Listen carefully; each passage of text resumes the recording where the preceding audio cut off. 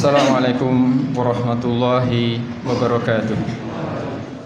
Innal hamdalillah nahmaduhu wa nasta'inuhu wa nastaghfiruh wa na'udzu billahi min shururi anfusina wa min sayyiati a'malina. May yahdihillahu fala mudilla lahu wa may yudlil fala hadiya lahu. Asyhadu an la ilaha illallah wahdahu la syarika lahu wa asyhadu anna Muhammadan abduhu wa rasuluh. Ya ayyuhalladzina amanu taqullaha haqqa tuqatih wa la tamutunna illa wa antum muslimun. Ya ayyuhan nasu taqu rabbakumul ladzi khalaqakum min nafsin wahidah wa khalaqa minha zawjaha wa batha minhuma rijalan katsiran wa nisaa'a. Wattaqullaha alladzi tasaaluna bihi wal arham innallaha kana 'alaikum raqiba. Ya ayyuhalladzina amanu taqullaha wa qulu qawlan sadida yuslih lakum a'malakum wa yaghfir lakum dhunubakum wa may yuti'illaha wa rasulahu faqad faza fawzan 'azima. Amma ba'd, fa inna ahsanal kalam kalamullah khairul hadi hadi Muhammadin sallallahu alaihi wasallam wa sharral umuri muhdatsatuha wa kullu muhdatsatin bid'ah wa kullu bid'atin dhalalah wa kullu dhalalatin finnar. Jamaah salat Jumat Masjid Darul Husna yang semoga dirahmati Allah Jalla Jalaluh. Kita bersyukur di siang hari ini yang kita berada di tanggal 2 Jumadil Akhir 1445 Hijriah, yang mana Allah Ta'ala masih banyak memberikan kepada kita semua kesehatan. Sedangkan sehat dan waktu luang adalah dua nikmat yang banyak dilalaikan oleh kaum muslimin. Nikmatani mahbunun fihi makatsuru minan nas as-sihhatu wal faragh. Rasul bersabda, dua nikmat yang mana manusia banyak lalai. Kula panjenengan sami napa? Lali. Nek napa? Allah sampun napa maringi kesehatan. Ya, Allah maringi napa? Waktu luang. Ya. Sehat kadang bisa dilihat oleh sang sakit. Ketika sudah berbaring di rumah sakit baru dia mengetahui bahwasanya sehat itu mahal. Dan waktu luang, berapa banyak dari kita tidak memanfaatkan dengan sebaik-baiknya. Sedangkan kita akan ditanya oleh Allah Ta'ala, kehidupan dunia adalah kehidupan yang sementara, sedangkan kita nanti akan berjalan sebagaimana disabdakan oleh Rasul sallallahu alaihi wasallam, ya, dalam hadis At-Tabrani, yang mana datang Jibril, atani Jibril, Jibril datang kepada Rasul sallallahu alaihi wasallam. Faqala, kemudian Jibril mengatakan, ya Muhammad, isma syi'ta fa innaka mayyitun. Nasihat yang pertama adalah apa? Hiduplah sesukamu, tapi ingat kamu akan mati. Ya. Ini nasihat yang sangat dalam, saudara kaum muslimin. Ya. Hiduplah sesukamu, ingat kamu akan mati. Dan kita akan dimintai pertanggungjawaban oleh Allah Ta'ala. Umur yang diberikan, ya, umur panjang yang diberikan, sudahkah kita manfaatkan dengan sebaik-baiknya? Kemudian ilmu yang diberikan Allah Ta'ala, sudahkah kita ajarkan? Kemudian yang ketiga, harta yang kita dapatkan itu dari mana dan untuk apa? Kadang kita lalai, kita lupa seakan-akan hidup ini tanpa ada kematian. Sedangkan apa? Di alam dunia itu dibatasi dengan hitungan tahun. Sebagaimana dikatakan oleh penyair, nawir hayataka bil huda waslut tariqat taibin wa'mur fuadaka bituqa fal umru mahdudus sinin. Sinarilah kehidupan kalian, nawir hayataka bil huda, dengan petunjuk dari Allah Ta'ala. Wasluk tariqat taibin, tempuhlah jalan orang-orang yang bertaubat. Fal umru mahdudu sinin wa'mur fuadaka bituqa, perintahkanlah hatimu untuk bertakwa kepada Allah Ta'ala. Dan ingatlah, umur seseorang dibatasi dengan hitungan tahun. Dan yang terakhir, yang akan ditanyakan Allah Ta'ala sebelum kaki kita berpinjak di hari kiamat, saudara kaum muslimin, tentang badan kita ini, an jismihi fima ablah. Badan kita habiskan untuk apa? Kalau kita belajar sejarah, biografi para sahabat, manusia terbaik yang menemani Nabi, kita akan jumpai kehidupan yang sangat indah sekali, yang seakan-akan itu hanya dongeng yang tidak pernah terjadi di atas bumi ini. Ya, ada kejadian yang sangat menakjubkan. Di perang Badar ada 2 anak muda, ya, remaja, umurnya belum nyampe 15 tahun, Pak. 2 anak muda ini, ya, sepupuan. Satunya Mu'ad ibnu Afra, ada yang mengatakan Muawid ibnu Afra. Satunya lagi Mu'ad ibnu Amr ibnu Jamuh. Ketika meletus perang Badar, apa yang terjadi? Di saat anak-anak kita seusia itu, Pak, 14 tahun, mainan game. Kita kadang orang tua membebaskan mereka. Hati-hati, Anda akan ditanya Allah Ta'ala. Ya, ini anak umur 14 tahun ketika meletus perang Badar di tahun kedua Hijriah. Dia membawa pedangnya, menenteng pedangnya. Ya, dan di situ ada Abdurrahman ibnu Auf.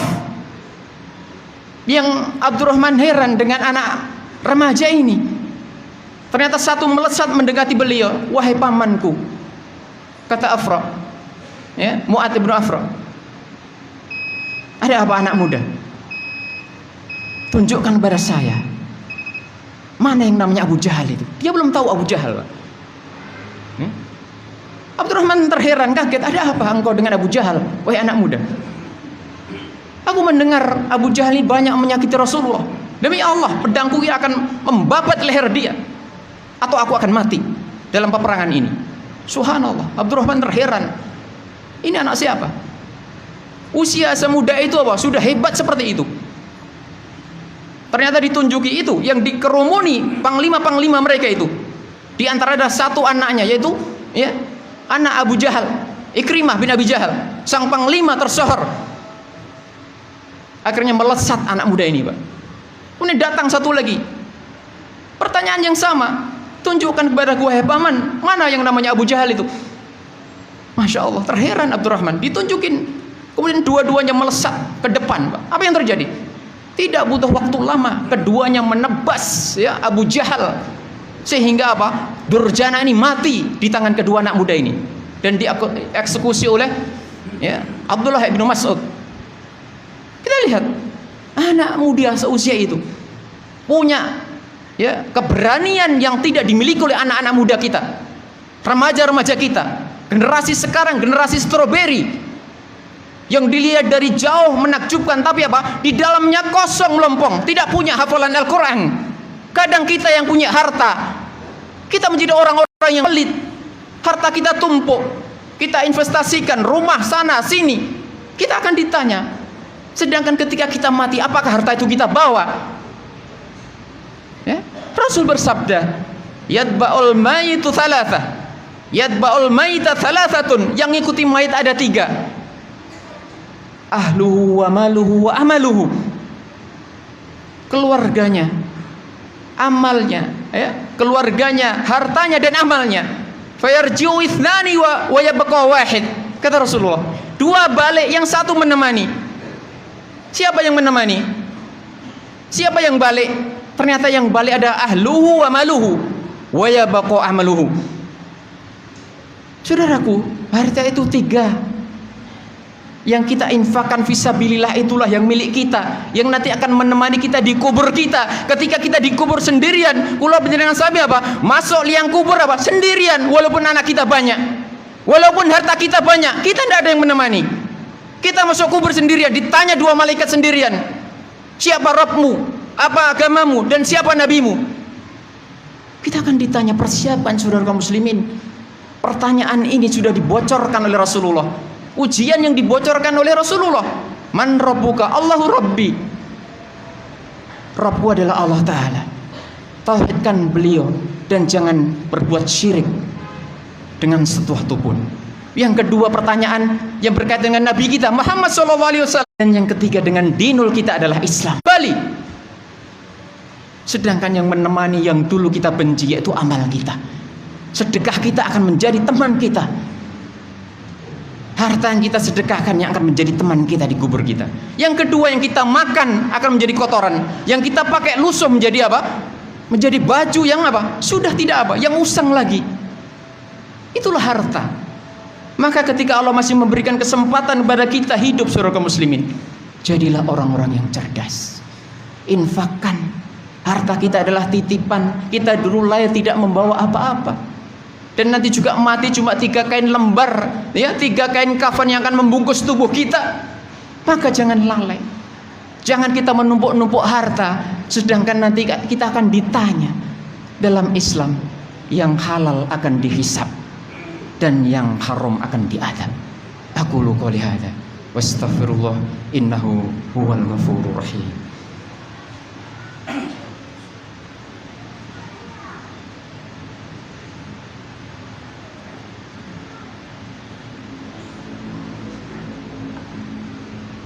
Alhamdulillahi hamdan katsiran thayyiban mubarakan fihi kama yuhibbu rabbuna yarda.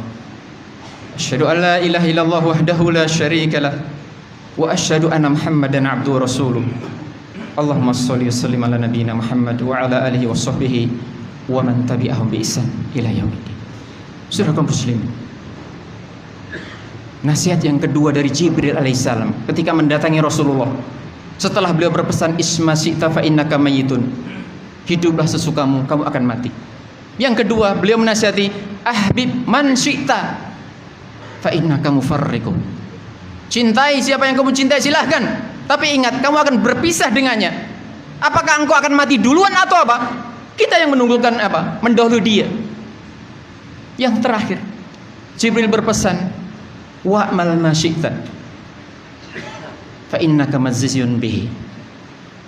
Dan beramallah sesukamu, kamu akan dibalas dengan amalan kamu. Berapa banyak harta yang kita miliki, kadang kita saking cintanya kita nggak mau mengeluarkan. Satu kisah indah, perempuan Filipina yang dinikahi oleh laki-laki Saudi, Pak. Dan bapaknya nggak ngomong kalau punya istri di Filipina, Pak. Ketika bapaknya mau meninggal, anaknya dikumpulkan. Nah, bapak punya istri di Filipina. Nanti kalau bapak mati, jangan lupa harta waris ibumu dapat.